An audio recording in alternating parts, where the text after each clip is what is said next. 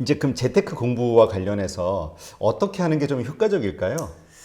저는 이제 책 읽는 거 좋아하죠. 재테크 책들. 근데 보면은 이제 경매책 부분은 모든 부동산 책 보면 다 비슷해요. 원리는 다 핵심이 레버러지 이렇게 하면서. 근데 그 거래량 보라는 건데 이제 그거는 지금의 과거의 데이터고 이제 계속 그거 흐름을 계속 간다는 믿음을 가지면은 그거로 계속 하겠죠. 네. 저는 어쨌든 그건 자기 철학이니까 뭐 각자가. 뭐 주식도 마찬가지로 워런 버핏 책 그러니까 매매를 할든지 데이트를 할든지 훈련은 또 데이트도 훈련도 할 수 있겠지. 근데 저는 저하고 안 맞으니까 못했지만 뭐 본인이 또 기계적으로 잘할 수 있다. 그럼 뭐 1%를 먹고 이런 것들은 본인의 성향이니까. 근데 어쨌든 그런 것들을 다 알아가야 되고 그 전에 이제 크게 보면 이제 경제학에 대해서 중요한 책들은 좀 약간 추천 소설 같은 것들은 좀 뭐 사피엔스 책도 좋고. 뭐 좀 추천을 좀 가장 괜찮은 한 세 권만 추천해 봐 주세요. 개인적으로는 재테크 책 보면은 가장 기본적인 건 뭐 그렇죠. 부자 아빠 가난 아빠 읽어만 보세요 딱. 왜 그러면 왜 나머지는 이제 책 장사니까 읽어만 첫 번째 책 그거 보고 어렵지만은 피케테 책 어려워요. 아, 근데 그래도 불구하고 좀 더 도전해 보고 싶은 사람은 이제 21세기 자본 피케테 책 한번 제목부터가 좀 엄청나게 어렵죠. 결론은 이제 뭐 노동 수입은 그러니까 재택 투자 이 100년 동안 보면은 투자의 본질은 이제 그냥 하면 안 되구나 투자를 해야 되겠구나 거기서 5%가 나오거든요 이제. 네. 그다음에 돈의 원리라는 또 책이 있는데 만화책인데 그게 잘 보기는 어렵지만은 가장 기초적인 게 나와 있어요. 돈의 원리라고 뭐 만화책들에 가서 뭐 진짜 기축통화부터 미국에서 쓴 책인데 굉장히 초보자들한테는 이제 큰 그림을 그리기에 좋은 책. 그 요즘 참 책을 안 읽는 시대잖아요. 예. 네, 그래서 이런 경제책은 아마 더 읽기가 어려울 텐데 그래도 일단 뭐 돈 벌고 싶으면 배워야 되니까. 네, 저는 회사 다닐 꼭 읽으라고 해요. 한 일주일에 한 권. 저는 250권 읽거든요. 근데 잘 보면은 워런 버핏 책을 1년에? 네, 250권이요? 예. 많이 읽으시네. 하루에 그게 이제 통섭이죠. 이제 전 세계를 관찰하고. 그러니까 저는 내 자식이나 현명하게 가야 되니까. 그러니까 빌 게이츠도 가장 많이 읽고 오바마도 책 많이 읽고. 그러니까 경제적인 제일 많이 하는 게 책 읽기일 거예요. 걷기 아니에요. 걷기 아니에요. 나하고 비슷할 거예요 거의. 우리는 막 여행 갈 것 같지만 진짜 그러니까 많이 막 놀고. 진짜 돈 많은 사람 똑같고 저도 마찬가지로 자유인들은 책 하긴 읽고 워런 버핏도 계속 책 읽는다고 책 그러더라고요. 자, 그러면 이제 그런 공부를 열심히 했어요. 실전 재테크를. 언제 실전 투자를 들어가는 게 좋아요? 그거는 이제 본인이 책임져야지. 저는 왜 그래 모든 게 각자 도생이라는 게 그렇죠. 자기가 원칙이잖아요. 자기가 종잣돈도 마련했다. 자기도 어느 내공이 됐다고 하지만은 이 현실이라는 세계에서 그거를 이걸 진짜 던져봐야 되는 거지 이제. 그렇지. 이론만 아는 거하고 실제 그러면서 자기가 매매 패턴이 완성이 되는 거죠 이제. 그러면 그래도 어쨌든 그 과정에서 큰 데미지를 입지 않고 잘 경험을 쌓아서 성공하게 하려면 어떤 식으로 하는 게 좋을까요? 시점이야 뭐 본인들이 판단한다 치더라도. 제가 뭐 보편적으로 너무 뻔한 얘기죠. 뭐 워런 버핏도 똑같은 얘기죠. 가장 싼 걸 사면 되는 거죠. 저평가된 거. 가치 있는 거. 왜 그러냐면은 이미 절대 어떤 식이 오더라도 이거 싸다 절대적으로 싼 거. 땅값 싸든지 이거는 죽었다 깨나 다른 거 못 얻어도 얘는 괜찮을 거다. 주식이나 부동산이든지. 그러니까 기본적인 수익을 얻을 수 있는. 그게 이제 지지 않는 게임이잖아요. 어쨌든. 그래서 뭐 존니 대표 모든 사람들이 비싸게 얘기하는 거. 저는 이제 LG전자가 그런 거고 현재는 다른 사람이 하는 거 이거 듣고 또 다른 분들이 절대 사면 안 되는 거예요. 이거. 자기 각자 소신이니까. 그래서 자기 소신이라고 그랬잖아요. 그렇죠. 그러니까 정확하게 그냥 LG전자가 좋아 이래서 갖는 게 아니라 LG전자 구체적으로 어떤 그렇죠. 경쟁력 때문에 좋아라고 생각하기 때문에 그렇죠. 절대 여기서 반이 더 떨어진다 해도 안 파는 그렇죠. 거잖아요. 시가총액이 전 세계에서 이 정도의 회사가 시가총액의 매출 60조에 시가총액 10조짜리는 없다는 거죠. 삼성전자 300조고 얘는 10조밖에 안 되는데 전 세계에서 구글이 필요한 기술 다 가지고 있는데 LG전자가 내부적으로 영업이익이 좀 떨어지고 약간 하지만은 전 세계에서 1위예요. 또 가전사 그런 걸 다 아니까 이제. 근데 어쨌든 기관 외국인 입장에서 저걸 저평가시켜서 계속 자기네끼리 하지만 나는 버티는 거죠. 왜 그럼 나는 외국인 기관보다는 시간이 더 많거든. 털리대도 안 털리겠다는 신념을 가지고 있거든요. 그렇죠. 그러면 그 개인적으로 이건 뭐 그냥 우리 주인장의 개인적 의견이죠. 그 이제 그렇게 뭐 투자하고 확신을 가지고 있는 어떤 주식이 종목이 많이 떨어졌어요. 뭐 30%, 50% 떨어졌어요. 아까 뭐 물타기 마이너스 50도 갔었죠. 예. LG전자도. LG전자도. 그러니까 이게 보니까 가치주들을 일단 사면은 일단 많이 떨어질 거를 예상을 해야 되는 것 같아요. 아니, 그건 아니죠. 아니에요? 저도 살 때는 떨어질 거 예상 안 하는데. 아니, 그러니까 결과적으로 그 보면. 결과적으로 보면 그렇게 되더라고요. 그러니까 그걸 버텨야 되는 것 같아요. 저는 이제 살 때 LG전자 6만 원대 샀는데 그게 뭐 3만 얼마까지 떨어졌죠. 네. 그때 4년 전에. 그리고 11만 원까지 최근에 갔었어요. 그때는 안 팔았어요. 목표는 20만 원이니까. 15만 원이니까. 아, 15만 원. 4천 주 곱하기 15만 원, 6억에 팔 거다. 그렇게 막 절반 이렇게 떨어졌을 때 그런 확신이 있을 때는 네. 돈이 있으면 물타기? 우리가 보통 아니, 물타기 한다고 근데 그러죠. 그거는 개인적인 원칙은 그냥 저도 딱 그 정도 있잖아요. 그 투자 금액. 그 정도에 안에서 왜 그러면 사람이 물타기를 하진 예, 않고. 그쵸. 옛날에는 했었는데 지금은 이제 그 포트폴리오 투자 포트폴리오 환경에서 그 돈 가지고 이제 그냥 기다린다. 예, 그렇죠. 그래서 지금은 투자하지는 않아요. 솔직히 보면은 테이트 주인이 아까 전쟁하는 것 불행하다고 그랬잖아요. 제가 네. 저는 2013년 이후에 투자한 게 없어요.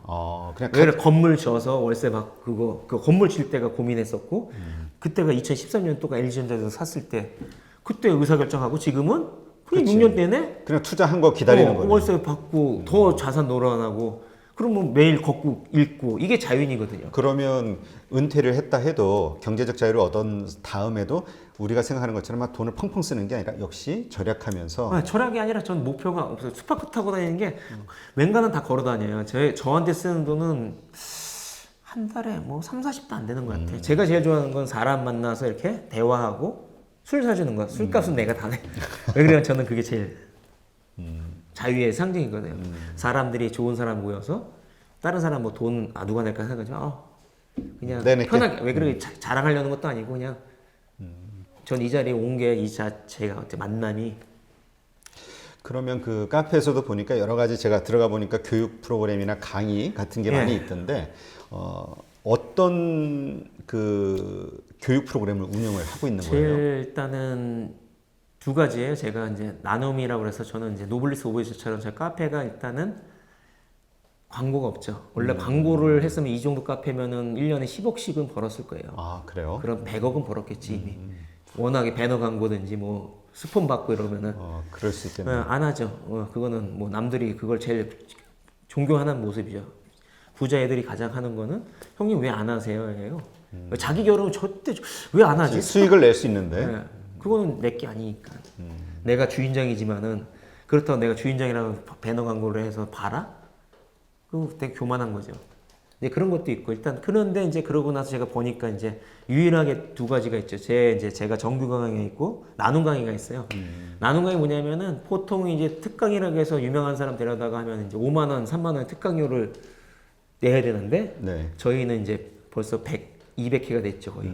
200번이나 이제 유명한 분들 초대했는데 다 10,000원만 내면 들을 수 있도록 해놨죠. 근데 다른 데 가면 뭐 재테크 유명한 카페 가면 다들 3만 원, 5만 원이죠.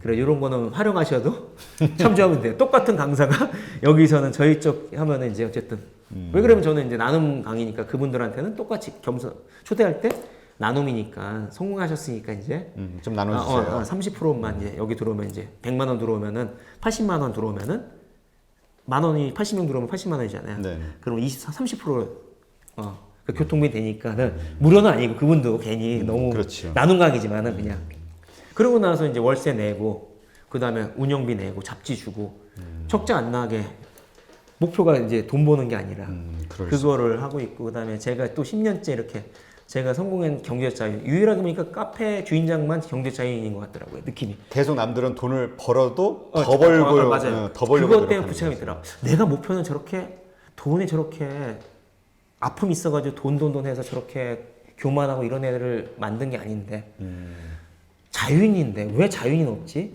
그러면 내가 직접 얘기해야 되겠다. 이거를 그래서 이제 10년째 강의를 17,000명 정규 강의를 한 거죠. 많이 했네요. 정규 강의 숫자는 그리고 그분들하고 디프를 매주 하죠. 왜 그래? 소통. 물어보면 질문 있다 이렇게 물어보면은 제가 아는 범위 내에서는 다 소통하려고. 그래서 12,000명하고 거의 디프를 했죠. 그래 대한민국에서 정규 강의 10년에 가장 지금도 하고 있죠. 왜 그러냐면 어쨌든 만나서 누구 하나는 그래도 터닝 포인트가 될 수 있다고 믿으니까. 그렇죠. 어떤 사람들은 여기 카페를 통해서 허상이 아니라 진짜 정규자인이 뭔지, 네가 해야 될 게 본인이 해야 될 게 뭔지. 그러니까 지금 말씀을 들어보면서 저도 이렇게 생각이 바뀌는 게 경제적 자유를 얻는다. 그냥 그 말의 의미가 그냥 돈 많이 벌어서 뭐 먹고 살 걱정 없는 거 뭐 이 정도였는데 그게 아니라 그 정도가 돼서 하고 싶은 일이 무엇인가까지가 나와야겠네요. 그러면 더 좋죠.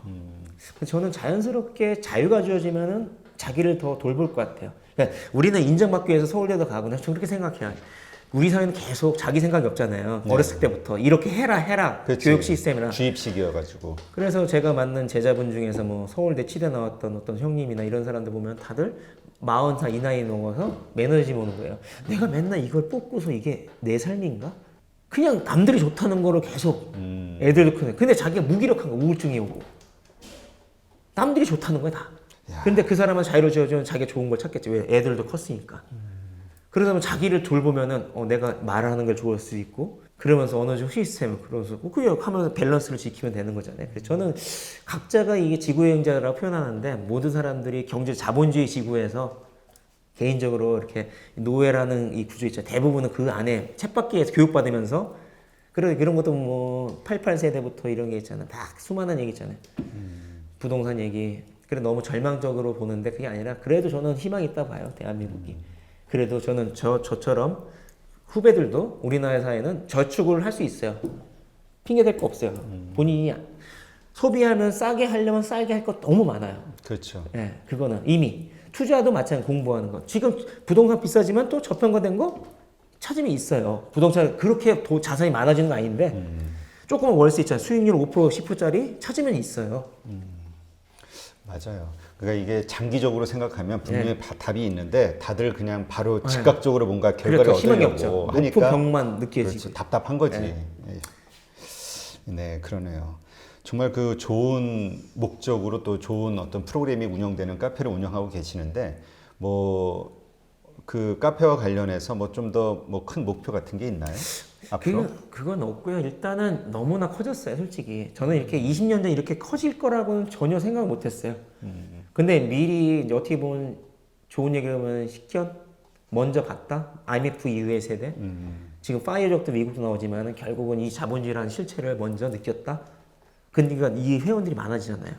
왜 그래? 먼저 씨앗을 뿌렸는데 20년 뒤에 80만 명이 다 와서 지금 투자하겠다고 이제 옛날에는 우리 선배들은 내가 얘기했을 때 야 무슨 회사원이 돈을 벌어. 뭐 절약을 하냐 투자 이런 얘기를 하면서 무시를 했거든요. 근데 지금은 20년 전에 그런 얘기는 안 하잖아요. 그렇죠.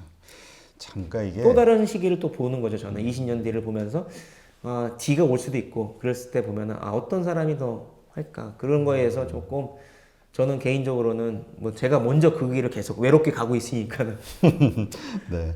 하여튼 뭐 대단하신 것 같아요. 그리고 이게 정말 더 많은 부를 창출하기 위해서 살아간다면 아마 그건 좀 평범한 모습일 건데 딱 거기에서 멈추고 정말 그 다음서부터는 자신이 원하는 자유를 즐기면서 살아간다는 게 저는 말씀 나누면서 정말 뜻밖으로 받아들여졌거든요.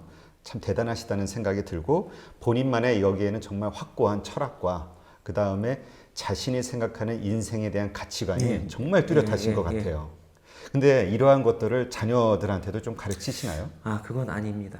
왜 그러냐면 저는 어떤 거는 암만 좋은 뜻이라도 부모는 가장 기다려주는 게 가장 사랑이라고 생각해요. 얘가 그걸 필요로 할 때. 최근에 이거 있었어요. 우리 아들이 고1인데 갑자기 뜬금없이 책일 여름에 엄마하고는 좀 대화를 잘 안 해요. 엄마는 이제 사춘기라. 스카이 가라고 그러고 왜 그러면 엄마는 이제 자기 소통을 하고 싶은데 압박을 하나 보죠. 그렇죠.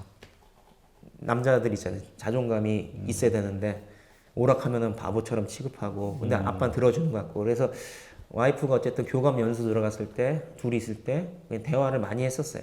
그러면서 얘기하는데 책을 빌려오더라고요. 나는 제가 한 번도 얘기한 적이 없어요. 재택 공부하라. 근데 레버러지 책하고 환율과 이걸 책을 빌려왔더라고요. 어려운 책인데. 어려운 책들인데. 그래 내가 칭찬했어요 그때. 왜 그러면 저는 이제 기다렸던 건데 이럴 때 잘했다. 자본주의사 아빠가 그때 타이밍에 너 어떻게 이거 빌렸냐 이렇게. 그래갖고 최근에 또 진화돼서 얘기하더라고요. 자기가 뭐 경영학과 가고 싶다고 하고 펀드 매니저 그러면서 주식 계좌를 만들고 싶대요. 엄마 몰래. 엄마한테 알면 안 된다. 네가 만들어도 되겠지만 아빠가 있으니까 계좌 있으니까 100만 원 넣어줄게 그냥 해봐. 너무 에너지 쏟지 마. 얼마나 어려운지만 느껴. 혹시 아니야 네가 이렇게 계속 해서 하다가. 매매 패턴 만들어서 10년의 시간에 17배에서 27배 펀드 매니저 돼서 돈 관리, 멘탈을 잘 관리해서 남의 돈도 운용 잘해서 펀드 매니저로서 최고가 될 수 있을지. 아빠는 그런 거를 그냥 가. 그런 뭐가 없냐? 네가 뭐 지금 사랑하는 사람도 없는데 너 혼자.